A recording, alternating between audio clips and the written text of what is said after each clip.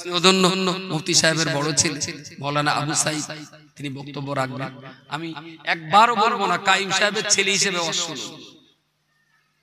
আমার কথা বলা যায় ঝেঁটার বাড়ি মারি আমি পিতৃ পরিচয়। যদি আবু সাইদের বক্তব্যে কোরআন হাদিস থাকে তাহলে শুনবেন, তাহলে এখানে ঘাট ধাক্কা দেন নামিয়ে দেবেন, পরিষ্কার কথা। ওর বাপ বড় বক্তা বলে ও অস করে খাবে, আমি এর পক্ষে না। কিছু মাথায় গেছে নাকি?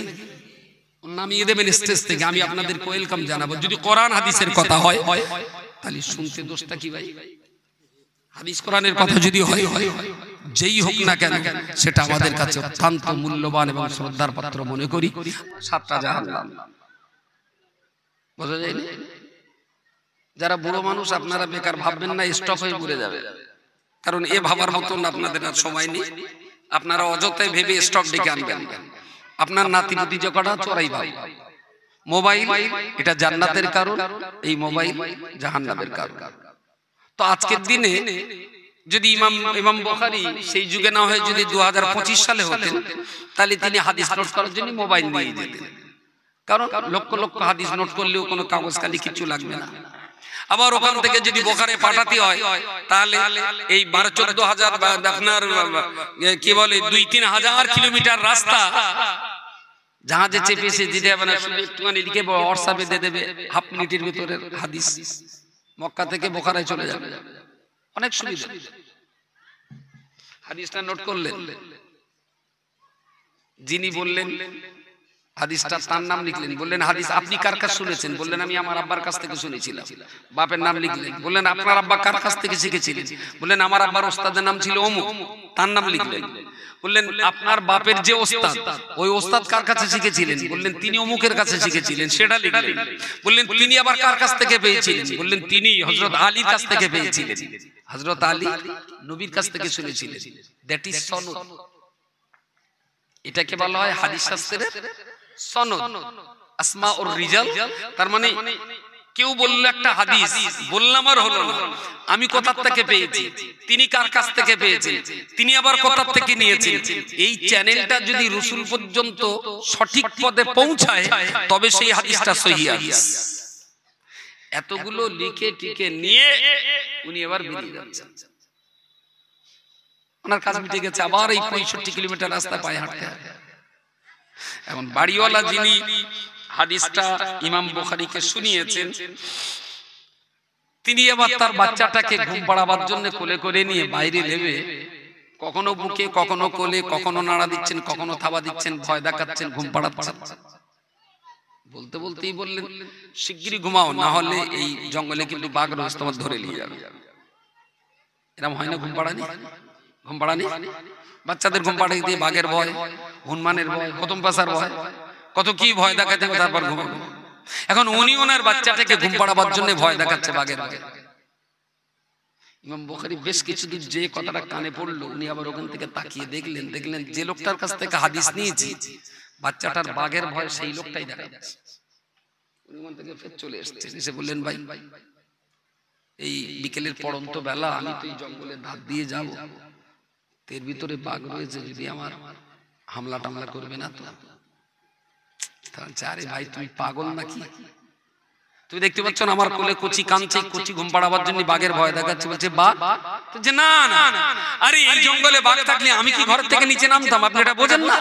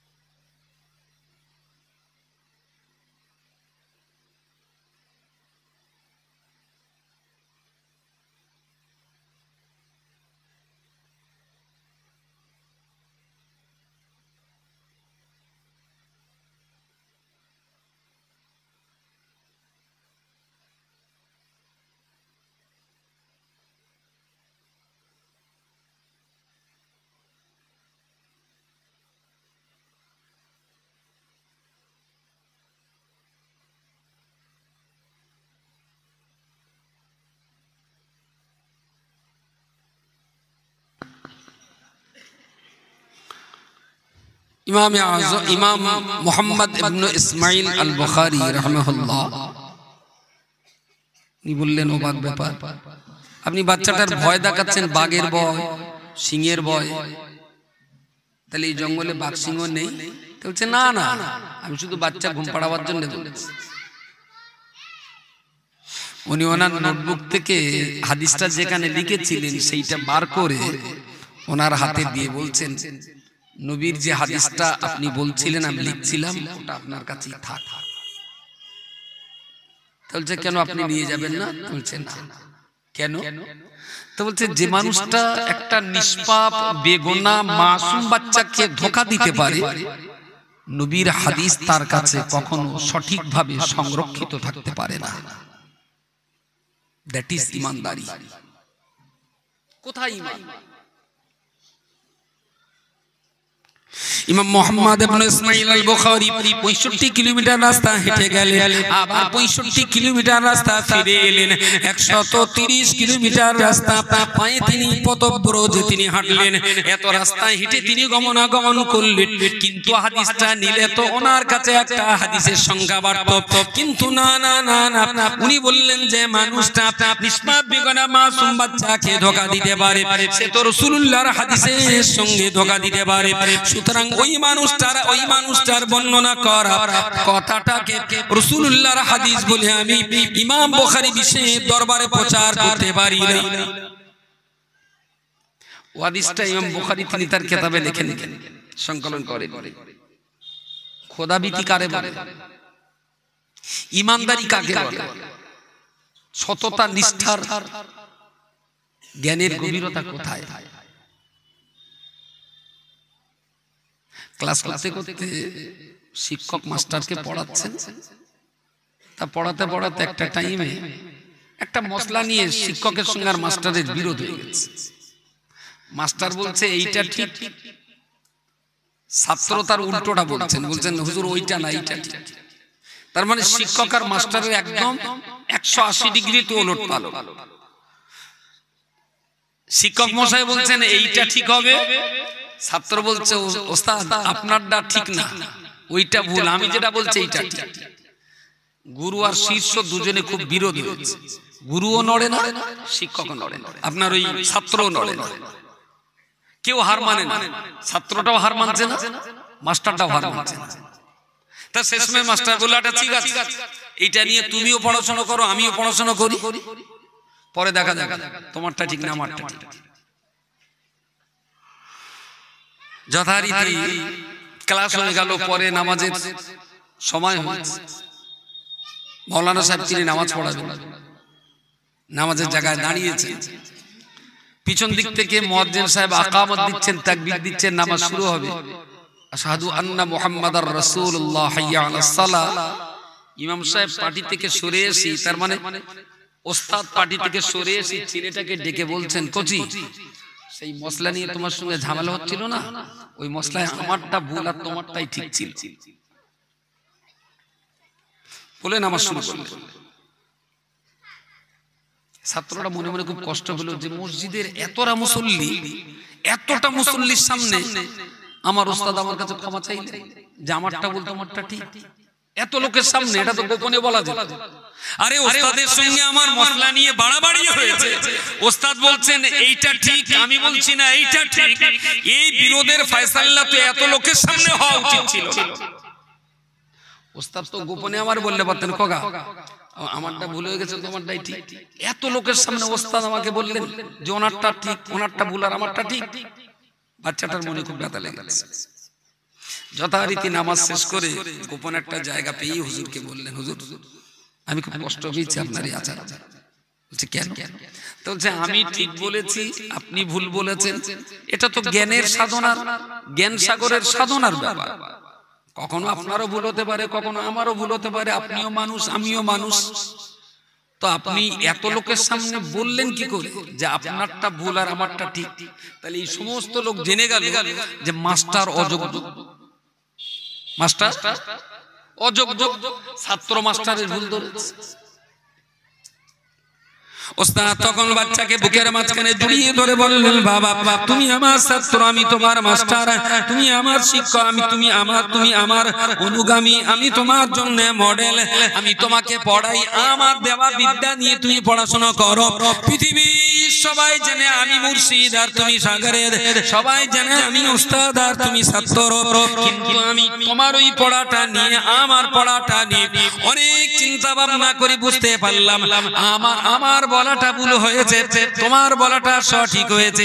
নামাজের পাটিতে দাঁড়িয়ে মুয়াজ্জিন তাকবীর দিয়েছে, তখনও আমি ভাবতে বুঝে নিলাম আমার পদক্ষেপটা ভুল পদক্ষেপ, তোমারটাই ঠিক পদক্ষেপ। কিন্তু আমার মনে মনে চিন্তা হলো, এটা এই মুহূর্তে যদি তোমাকে না বলি আর আল্লাহ না করুন নামাজ পড়তে পড়তে আমি উস্তাদ যদি আমার মরণ হয়ে যায়, তাহলে তোমাকে একটা ভুল শিখিয়ে কবরে যাব, আল্লাহর কাছে তো আমাকে জবাবদিহি করতে হবে। তাই নামাজ পড়বার আগেতেই, নামাজ শুরু করবার আগেতেই যখনই আমার বিবেক ছাড়া দিয়েছে আমি ভুল পথে আর তুমি সঠিক পথে, তখন নামাজ বাকি রেখে আমার অন্যায়টা তোমাকে ধরিয়ে দিলাম, যাতে এতটুকু পাপ নিয়ে আল্লাহর কাছে ধরা পড়তে না হয়। That is ইমানদারি। ইমানদারি, ইমানদারি কি পরিমাণ খোদাভীতি থাকলে, অন্তরের ভিতরে কতটা পরিমাণ খোদাভীতি থাকলে তবে নিজের আত্মমর্যাদা জালালি দিয়ে হাজারো মুসল্লির সামনে একটা ইমাম, একটা ওস্তাদ তার ছাত্রকে বলতে পারে, খোকা আমারটা ভুল হয়েছে, তোমারটাই ঠিক আছে। কোথায় সে ইমানদারি, কোথায় সে আত্মত্যাগ? আমরা প্রত্যেকে যে যার জায়গায় আত্ম অহংকারে আমরা সর্বনাশ হয়ে গেছি, আত্ম অহংকারে আমরা শেষ হয়ে গেছি, যে আমার চাইতে ভালো আর কেউ নেই। ভুল তো আমার হতে পারে। একটা শিক্ষক শুধু বললেন না এটা যে আমারটা ভুল তোমারটা ঠিক, বললেন হাজারো মুসল্লির সামনে, সবাই শুনলো, বললেন দেখো এতটা মানুষ শুনেছে যখন যে ছাত্রের চাইতে শিক্ষক অযোগ্য, এই জন্য তোমার কষ্ট লেগেছে। বলে জি হুজুর, এটা গোপনে বললে আমার অসুবিধা ছিল না, এত লোক জানলো আর এত লোকের সামনে আপনি বুঝিয়ে দিলেন যে আপনি অযোগ্য আর আমি যোগ্য, এটাও খারাপ জিনিস।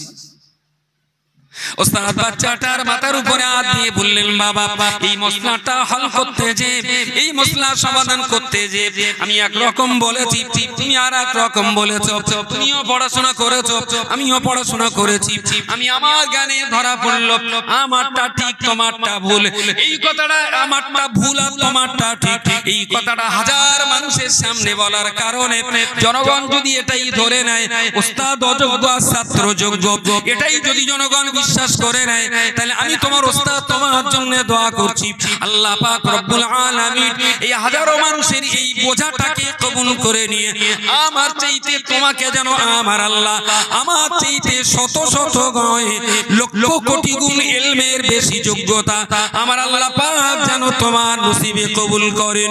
জোরে সোরে বলুন সুবহানাল্লাহ। কোনো অহংকার নয়, কোনো গরম নয়, ভুল তো আমারও হতে পারে, কোনো অহংকার, কোনো গরম, কোন আত্মমর্যাদার আগুনে দগ্ধীভূত নয়। ছাত্র বললেন, হুজুর সবাই জেনে গেল ওস্তাদ কম বোঝে, ছাত্র বেশি বোঝে, বলে সঠিক তারা বুঝেছে। আমিও আল্লাহর কাছে দোয়া করি আমাকে আল্লাহ যতটা পরিমাণ জ্ঞান দিয়েছে আল্লাহ পাক যেন তোমার মতো ছাত্রকে আমার চেয়েও অনেক বেশি ইলমের অধিকারী বানিয়ে দেন। কোথায় সেই খোদাভীতি, কোথায় সেই ত্যাগ, কোথায় আত্ম অনুশোচনা? ইন্নাল্লাযীনা ক্বালু রাব্বুনাল্লাহ সুম্মা ইসতাকামু তাতানাজ্জালু আলাইহিমুল মালায়েকা আল্লা তাখাফু ওয়া লা তাহজানু ওয়া আবশিরু বিল জান্নাতিল্লাতী কুনতুম তুআদুন। আমরা কেউ কিন্তু বাঁচার পথে নেই, সর্বনাশার পথে। যদি একটা কথা বলি, কুনতুম খায়রা উম্মাতিন উখরিজাত লিন-নাস, উখরিজাত পঞ্চায়েত ইলেকশনে গ্রামে 700, 800, 900, 1000 ভোট থাকে, 3 জন 4 জন 5 জন মানুষ ভোটে দাঁড়ায়, জনগণ তার ভিতর থেকে ভোট দিয়ে একজনকে বাছাই করে, ওকে আরবি ভাষায় বলা হয় উখরিজাত, নির্বাচন করে দেওয়া, একজনকে বাছাই করে দেওয়া। নির্বাচন করে নেবেন।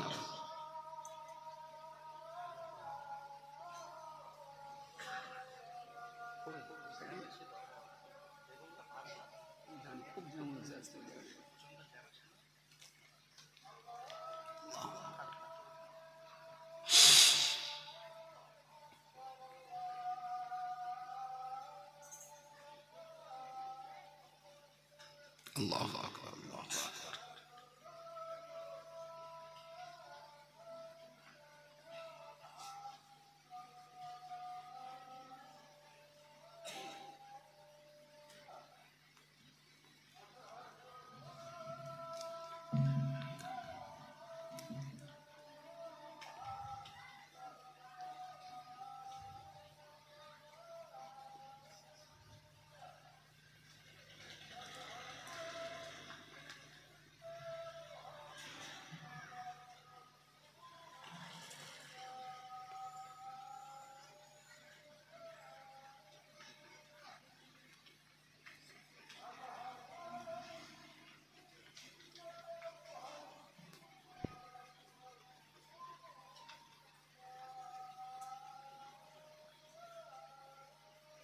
أشهد أن محمدا رسول الله صلى الله عليه وسلم.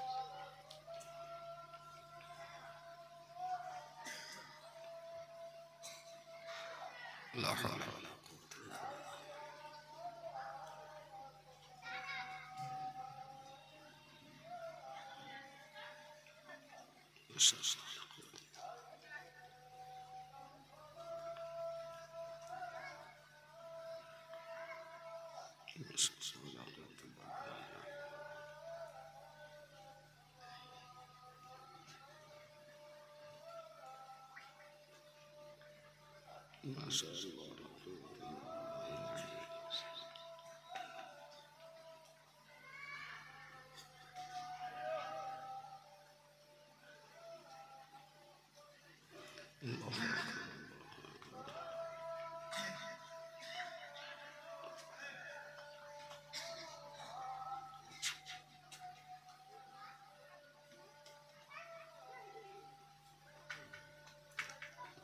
لا إله إلا الله محمد رسول الله. الصلاة القائمة محمد وسلم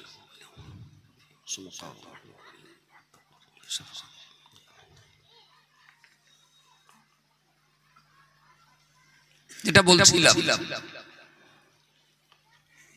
এই গ্রামে কিন্তু 2500 বা 3000 লোক আছে। আপনারা কজন এখানে? তারা তো 2000 লোক আসতে পারতেন, আপনারা কজন তো বাড়িতে থাকতে পারতেন। আপনি তো অন্য কোথাও মার্কেটে বাজার ঘাটে অনেক প্রয়োজন তো পৃথিবীতে ছিল, সেগুলো ক্ষতি করে এখানে কেন? কুনতুম খায়রা উম্মাতিন উখরিজাত লিন-নাস।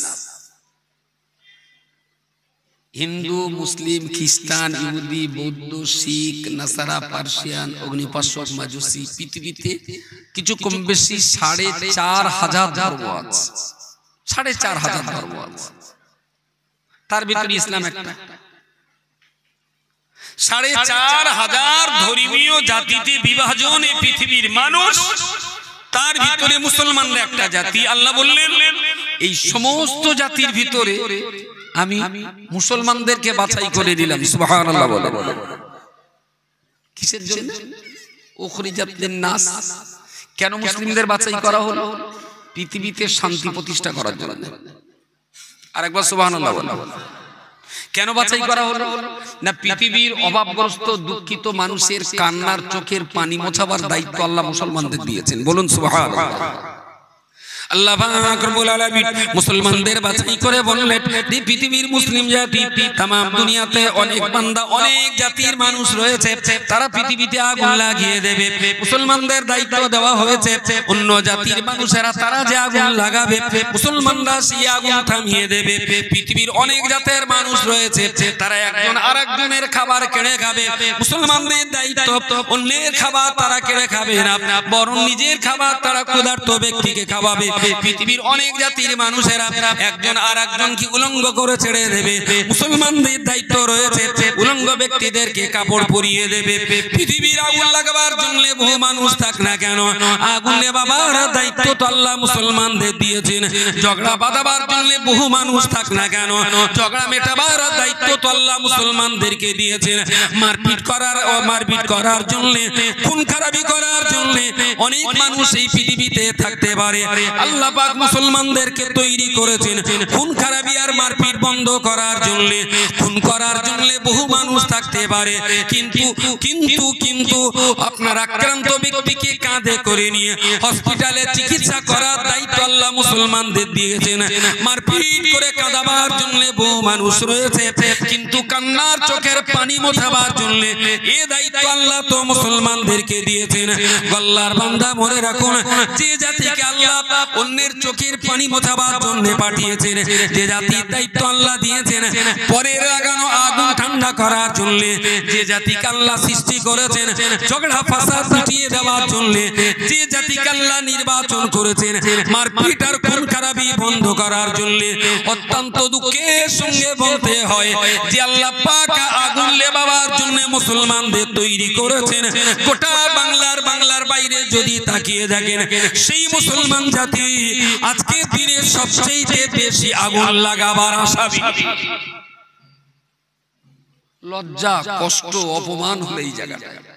যে জাতির হাতে কোরআনুল কারীম, যে জাতির হাতে রাসূলুল্লাহর নিকট লক্ষাধিক হাদিস, যে জাতির রাহবার ছিলেন ইমামে আযম আবু হানিফা, যে জাতির রাহবার ছিলেন ইমাম শাফি, ইমাম আহমদ ইবনে হাম্বল, ইমাম মালিক রাহিমাহুল্লাহ, যে জাতির পথ প্রদর্শক ছিলেন মুজাদ্দিদুজ জামান কুতুবুল আলাম আলা হযরত আবু বকর সিদ্দিক রাহিমাহুল্লাহর মতো মানুষ, যে জাতির রাহবার ছিলেন খাজা মুঈনুদ্দিন চিশতি রাসেনজারি রাহমাতুল্লাহ আলাইহির মতো মানুষ, যে জাতির রাহবার ছিলেন বড় পীর সৈয়দ আব্দুল কাদের জিলানী রাহমাতুল্লাহ আলাইহির মতো মানুষ, যে জাতির রাহবার ছিলেন সুফি ফাতি আলী ওয়াইসি রাহমাতুল্লাহ আলাইহির মতো মানুষ, যে জাতির পথ প্রদর্শক ছিলেন আল্লামা রুহুল আমিন সাহেব রাহমাতুল্লাহ আলাইহির মতো মানুষ, আজকে সেই জাতি আগুন নেভাবার দায়িত্ব ছেড়ে দিয়ে আগুন ধরাবার কাজে ব্যস্ত।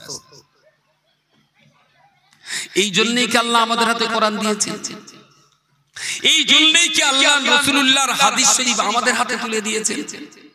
এই জন্যই কি লাখো আল্লাহওয়ালা বান্দা তাদেরকে ইমাম করে আমাদের মুক্তাদি করে পাঠিয়েছেন?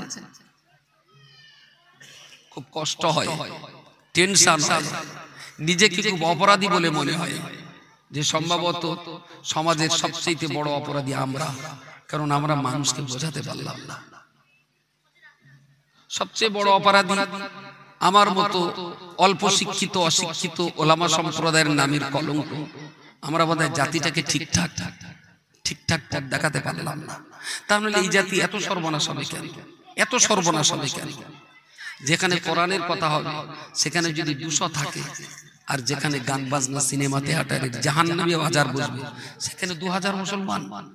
দোষ বোধহয় আমাদের, আমরাই বোধহয় এই জাতিটাকে বোঝাতে পারলাম না। আমি আবার তাম দুনিয়ার ভিতরে শান্তি বজায় রাখার জন্য আল্লাহ যেমন মুসলমানদের বাছাই করে নিয়েছেন, আমি বলতেই পারি গাম্ভীরগাছি গ্রামের উন্নয়নের জন্য 3000 মুসলমানদের ভিতরে আল্লাহ আপনাদের কজনকেই তো বাছাই করেছেন। তা নইলে আপনি এখানে আসবেন কেন? আজকে তো আপনি হসপিটালেও থাকতে পারতেন, আপনি এখানে আসবেন কেন? আপনি তো আজকে জামার বাড়িতেও যেতে পারতেন। আল্লাহ আপনাকে এখানে নিয়ে আসলো কেন? সম্ভবত আপনার দিয়ে বোধহয় আল্লাহ কোনো কাজ নেবেন। গ্রামে তো 3000 মানুষ আছে, তার ভিতরে আজকে সভা শোনার জন্য আল্লাহ আপনাকে নির্বাচন করলেন কেন? নিশ্চয়ই আপনার কপাল ভালো। প্রিয় শ্রোতা মণ্ডলী, ইমামে আযম আবু হানিফা জাতির জন্য 10 লক্ষ হাদিস সংগ্রহ করলেন। ইমাম আহমদ ইবনে হাম্বল জাতির জন্য তিনি নিবেদিত প্রাণ ছিলেন।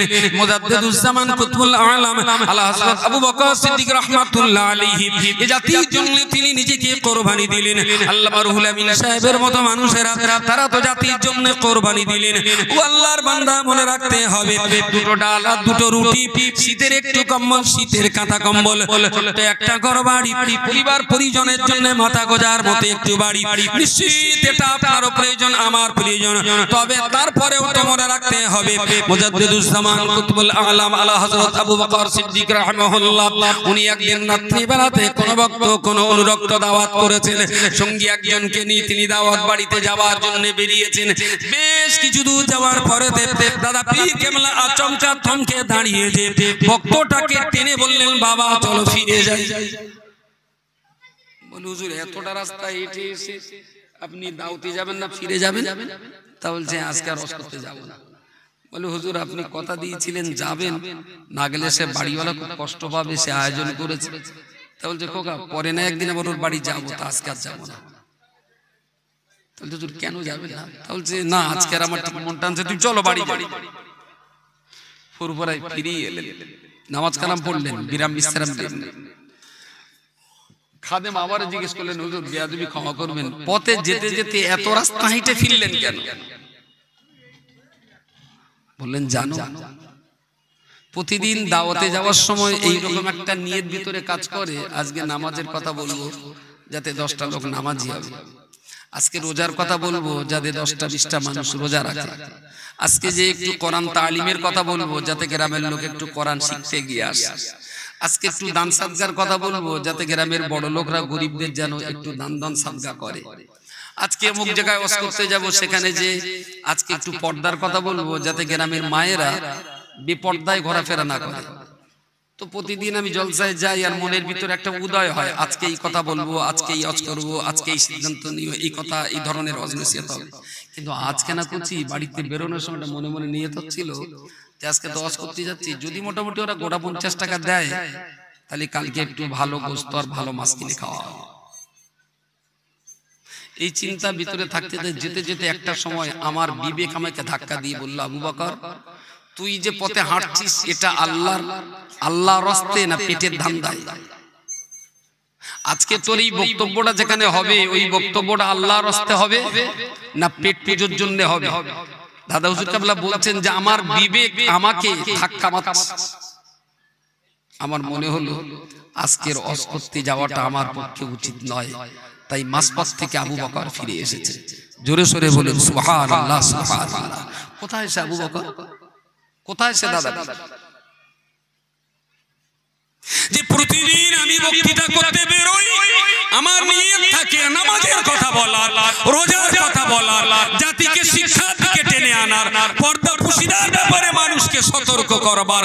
কিন্তু আজকে দিনে আমার ভিতরে টাকা রোজগার করবার চিন্তা এসেছিল, তাই আবু বকর আজকের দিনে ওয়াজ করে ওই টাকা নিয়ে যদি বাড়ি আসে, এতে আবু বকরের জান্নাতের পথ তৈরি হবে না, বিধায় জাহান্নামের পথ তৈরি হবে। তাই আবু বকর আজকে দাওয়াত কামাই করে বাড়িতে ফিরে এসেছে। জোরে বলুন সুবহানাল্লাহ। কোথায় সে আবু বকর? আমার বাপও বলে আবু বকরের ভক্ত, আমি আব্দুল বাতিন আমিও বলি দাদা হুজুরের ভক্ত। ভক্তি তো সবাই দেখায়, ভক্ত তো সবাই, কিন্তু অন্তরের ভিতরে টাকার লোভ আসলে দাউদের মাসপাত থেকে ফিরে আসার এই ভক্তি মাখানা আবু বকরের আজ বড় অভাব হয়েছে। আমি বাঙ্গুনুর অফিস থেকে বেরিয়েছি, আসবো, হঠাৎ হাবেজ সাহেব ভাইকে, কালাম ভাইকে ফোন করলাম, কালাম ভাই যাচ্ছি তাহলে তো যারা আসবেন, তা কালেকশন তো বিরাট খারাপ, আসুন দেখি গোটা 50 টাকা জোগাড় করিস, হয়তো আপনার দোকান। মাতিনির গাড়ি আর গাম্ভীর কাছে পথ চিনবে বলে মনে হয়? 50 টাকায় গাম্ভীর কাছে চেনা যায়? আস্তাগফিরুল্লাহ আল্লাযী লা ইলাহা ইল্লা হুয়াল হাইয়ুল কাইয়্যুম। এ ধর্ম স্বভাব, এ দ্বীনের স্বভাব, ইসলামী শাস্ত্র, ইসলামের স্বভাব। রাসূলুল্লাহকে জিজ্ঞেস করা হয়েছিল, ইয়া রাসূলুল্লাহ আপনি 100 200 500 কিলোমিটার অতিক্রম করে এত দূর দেশ ইসলাম নিয়ে এসেছেন, আপনার পাওনা কি? আপনার রোজের দাম কি? আপনার কি দিতে হবে? আপনি কলমা পড়েই যাচ্ছেন, কোথায় সেই মক্কা থেকে এসে তাইফে, কোথায় হুদাইবিয়া, কোথায় জিদ্দায়, কোথায় রিয়াদ, আপনাকে কি দিতে হবে? এত রাস্তা কলমা শোনাতে এসেছেন, আপনার পাওনা কি? মুসা নবীকে এই প্রশ্ন করেছিল সে জমানার মানুষেরা, ঈসা নবীকে একই প্রশ্ন করেছিল, দাউদ নবীকেও একই প্রশ্ন করা হয়েছিল, ইব্রাহিম খলিলুল্লাহকেও একই প্রশ্ন করা হয়েছিল। আল্লাহর নবীগণ যখন দেশ দেশান্তর ইসলামের প্রচার করতে যেতেন, তারা এই প্রশ্ন করতেন যে আপনাদের রোজের দাম কি? জল বৃষ্টিতে ভিজে রোদ্রে পুড়ে এত রাস্তা হেঁটে ইসলামের কলমা আমাদের শেখাচ্ছেন, এতে আপনার রোজগুন্ডা কত? আল্লাহ পাকের প্রত্যেক নবী এবং রাসূলগণ একই রকম জবাব দিয়ে বললেন, মা আসআলুকুম আলাইহি মিন আজরি, মা আসআলুকুম আলাইহি মিন আজরি।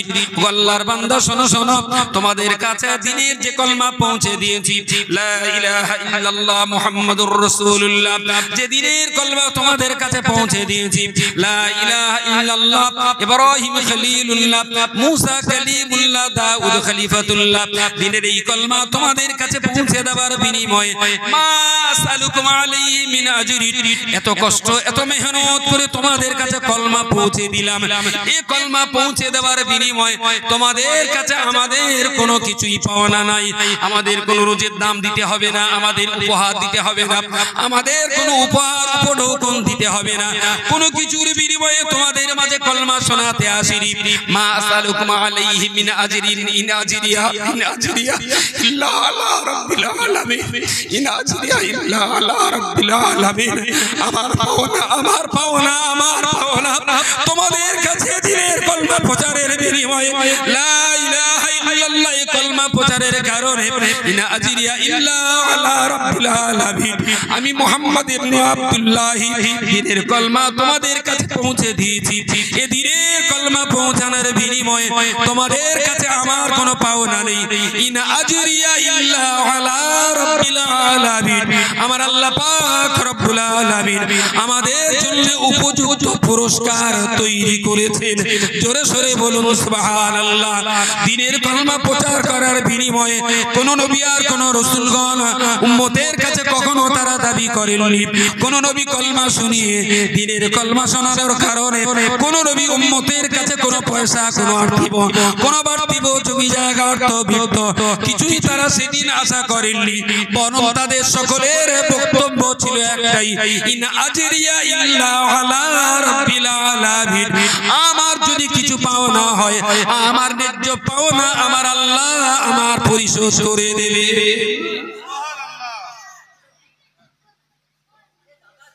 খুব লজ্জা লাগে যখন পড়ি না, আল উলামা ও ওয়ারাসাতুল আম্বিয়া, আলেমরা হলেন নবীদের ওয়ারিস, তখন যেন ভেতরে যন্ত্রণা হয়,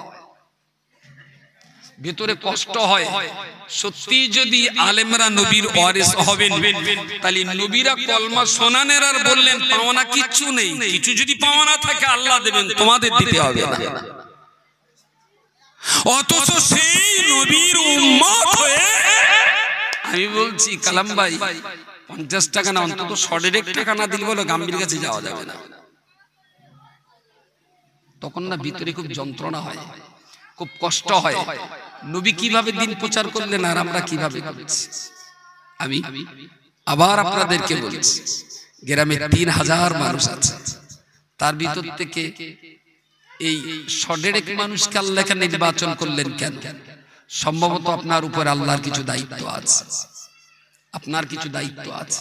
দায়িত্বটা কি? গ্রামের সবাইকে নামাজের দিকে ডাক দেওয়া, গ্রামের সব বাচ্চাগুলোকে স্কুলে পাঠানোর ব্যবস্থা করা, গ্রামের সব বাচ্চাগুলো কোরআন শিখবার ব্যবস্থা করা। আমি একবারও বলবো না সমস্ত বাচ্চা হাফেজ আবুল কালাম সাহেবের কাছে দিতে হবে। আমি বলছি ভাই, আপনার যেখানে পছন্দ হয়, যার পছন্দ হয় তার কাছে দিয়ে আপনার বাচ্চাটাকে কোরআন শেখান, আপনার বাচ্চাটাকে নামাজের তালিম দিন, আপনার বাচ্চাটাকে পিতামাতার সেবা করতে শেখান, আপনার বাচ্চাটাকে বড়কে সম্মান করতে শেখান, আপনার বাচ্চাটা যেন ছোটকে স্নেহ করতে পারে, আপনার বাচ্চাটা স্কুল কলেজ ইউনিভার্সিটি মাদ্রাসা মসজিদ মক্তবে পড়ে যেন ভালো মানুষ তৈরি হতে পারে। তার জন্য এই দায়িত্বটা শুধু হাফেজ আবুল কালাম সাহেবের একা না, এই দায়িত্বটা গ্রামবাসী আপনারা যারা এসেছেন আপনাদের সবার দায়িত্ব। বাচ্চাগুলো দিন শিখুক, বাচ্চাগুলো স্কুলে যাক, বাচ্চাগুলো সত্যিবাদী হোক, বাচ্চাগুলো নীতি ও আদর্শবান তৈরি হোক। গ্রামের বুড়ো মানুষটা সন্ধ্যাবেলা তাসের আড্ডায় না বসুক, তারা মসজিদে বসে দিনের শিক্ষাটা গ্রহণ করুক। নওজওয়ান যুবক ছেলেরা রাত 8টার পরে এখানে সেখানে আড্ডা না দিয়ে মসজিদ কিংবা মাদ্রাসায় বসে একটু দিনের কলমা কালামটা শিখুক। গ্রামের মায়েরা বোনেরা বেটিরা তারা একটা সময় মসজিদে মাদ্রাসায় মক্তবে যেখানে সুবিধা হোক না কেন সেখানে তাদেরকে দিনের কিছু তালিম দেওয়া হোক। সম্ভবত এই দায়িত্বগুলো আপনাদের উপরই বর্তায়। তা নাহলে গ্রামের 3000 লোকের ভিতরে সবাই বাদ দিয়ে আল্লাহ আপনাদের কটার এখানে আনলেন কেন? মনে হচ্ছে গ্রামের ভিতরে তাম দুনিয়ার মানুষের ভিতরে মুসলমানরা যখন নির্বাচিত, গাম্ভীরগাছির ভিতরে বোধহয় আপনারা কজনই নির্বাচিত আল্লাহর পক্ষ থেকে, যে গ্রামটাকে ভালো জায়গায় আনতে হবে। 12 বছর 13 বছরের বাচ্চা যদি দৈনিক 7টা করে তেরঙ্গা খায়, এই বাচ্চাটার ভবিষ্যৎ কোথায়? 9 বছরের বাচ্চা যদি খৈনি ডলে, এই বাচ্চাটার ভবিষ্যৎ কোথায়? 7-8 বছরের ছেলে পিলে, 9-10 বছরের ছেলে পিলে যদি স্কুল থেকে ড্রপ আউট হয়ে সারাদিন যদি বম বম করে ঘোরে, এই বাচ্চাগুলোর ভবিষ্যৎ কোন জায়গায়? সুতরাং আমাদের গ্রাম আমাদেরকে সুন্দর করতে হবে, আমাদের মহল্লা আমাদেরকে ভাবতে হবে। আমরা সবাই মিলে যদি একটু একটু করে ভাবি, ইনশাআল্লাহ গ্রামের সব বৃদ্ধ মানুষগুলোই নামাজি হবে, সব বাচ্চারাই কোরআনের তালিম পাবেন, সব মেয়েরাই মাথায় হিজাব পরে যাবেন, সব মায়েরাই গালিগালাজ বন্ধ করবেন, একটা সুন্দর গ্রাম তৈরি হবে। আমি মরণের সময় হাসতে হাসতে কবরে যাব, আল্লাহকে বলতে পারবো, আল্লাহ আমার গাম্ভীরগাছি গ্রামটাকে আমি শিক্ষিত, ভদ্র, নামাজি, আল্লাহওয়ালা মানুষদের হাতে গাম্ভীরগাছি গ্রাম রেখে দিয়ে আমি কবরে এসেছি। আল্লাহ তুমি আমার গাম্ভীরগাছি গ্রামটাকে কিয়ামত পর্যন্ত দিনের উপরে প্রতিষ্ঠিত করে রেখে দিও। বলুন সকলে সুবহানাল্লাহ।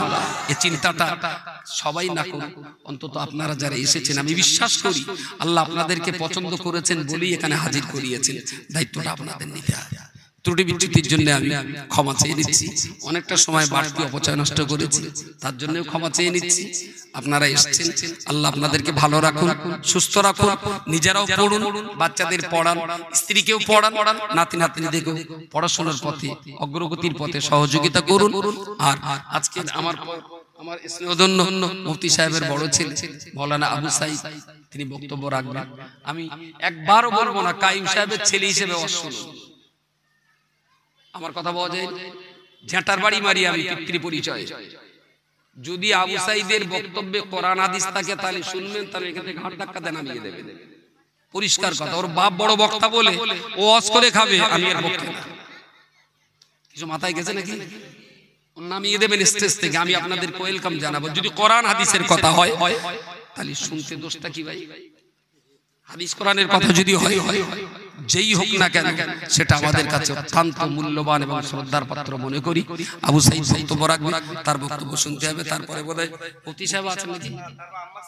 ও আলহামদুলিল্লাহ, ফুরফা শরীফের মেজলা হুজুর পীর কেবলার সুযোগ্য পৌত্র, আমাদের অত্যন্ত প্রিয়জন জনাব হযরত মাওলানা আহমদ সিদ্দিকী ভাইজান, তিনি আসবেন, তার বক্তব্য আমাদের শুনতে হবে। তারপরে আবুল কালাম ভাই, ও তারপর রজব, তারপর একবার বেলা তুলে দিলে।